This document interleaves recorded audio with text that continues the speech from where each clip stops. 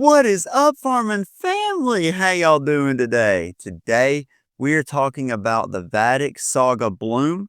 This is the 16 millimeter.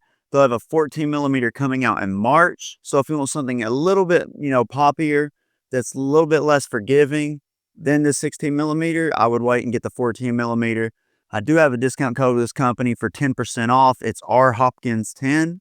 I'll put that down in the description. Yeah, this was like the first discount code that I ever got, and I messed up applying what name I wanted for the discount code. So there you go. It's literally my name with 10 at the end of it. But yeah, this is Vatic's wide body. This is technically a Gen 1.5 construction, but let's get into all the specs and stuff, y'all. So the first thing I want to talk about is the pop.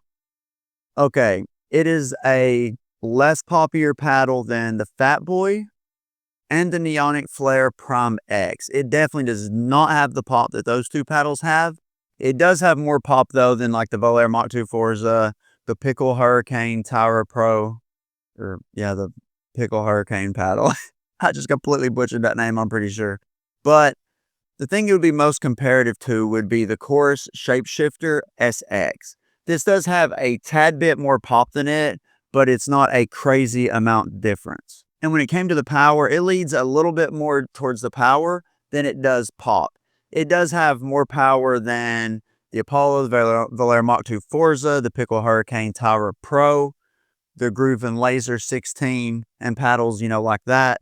But it's not going to be like this crazy powerful beast. Like if you're wanting a power paddle, you're going to avoid this one too. But this one is all court, but it has more power than pop. With some paddles, you have a decent amount of pop and decent amount of power. Some paddles, you have a decent amount of power and low pop. Some high pop, low power. This one would be more in the category of higher power, lower pop. And when it comes to control, it basically falls in line with in the middle of what I mentioned in terms of pop. So it's going to be easier to control than the Fat Boy and the Flare Prime X, but it's going to be harder to control than the Volair Mach 2 Forza and the Pickle Hurricane Tower paddle. This paddle is going to be controllable though for anybody that's used a Gen 2 paddle. If you use something that's less poppy than this, it may take you like a half a day to get used to this. Like it won't be a problem for you to get used to realistically in terms of control. So when it came to the spin, this got 2,096 RPMs.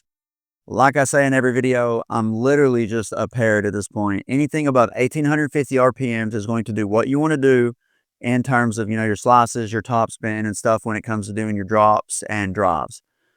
You're not going to have a problem with it. This part of the whole video is almost useless at this point, especially if they're using a pill ply process. It's going to get enough spin. But yeah, let's just get on to the next parts of the video. So when it came to the swing weight of this paddle, the swing weight of it was 110. That's not like really high for a wide body. That isn't like really low for a wide body. It is sitting basically smack dab in the middle of what you would expect. And then when it came to the overall weight of it, it was right at 8 ounces. I don't see anybody having a problem swinging this paddle like at all. And when it came to the balance point, it had a balance point of 237. Now let's talk about the twist weight and the sweet spot of this paddle. When it came to the twist weight was 7.08, which is really nice. With these wide bodies, anything above 7 is going to be immaculate in terms of twisting. Not going to twist in your hands at all when you're playing with these paddles. And in terms of the sweet spot, it's got a really good sweet spot, y'all. This is a wide body paddle. Most of these wide body paddles have massive sweet spots, like the biggest sweet spots in pickleball. So if you're worrying about a sweet spot when it comes to the wide bodies, most of the time you're not going to have to worry. They're going to have good sweet spots. And this one is no exception. It's got a really good sweet spot. I feel like I just said sweet spot 8 times in a row. So when it comes to the price of this paddle, it is $149.99 before my 10% discount code. Do I think it's worth it? If you've watched my Saga Flash and V7 review, you're going to know I like these paddles. These are good quality paddles and they are priced really, really good. So if you're someone that's wanting something that has a little more power than pop, but it still isn't considered a power paddle by any means, I would get this one, but just know that you're not going to get, like the plow through and the hard drives that you would get with like a hybrid shape or an elongated shape when it comes to most paddles.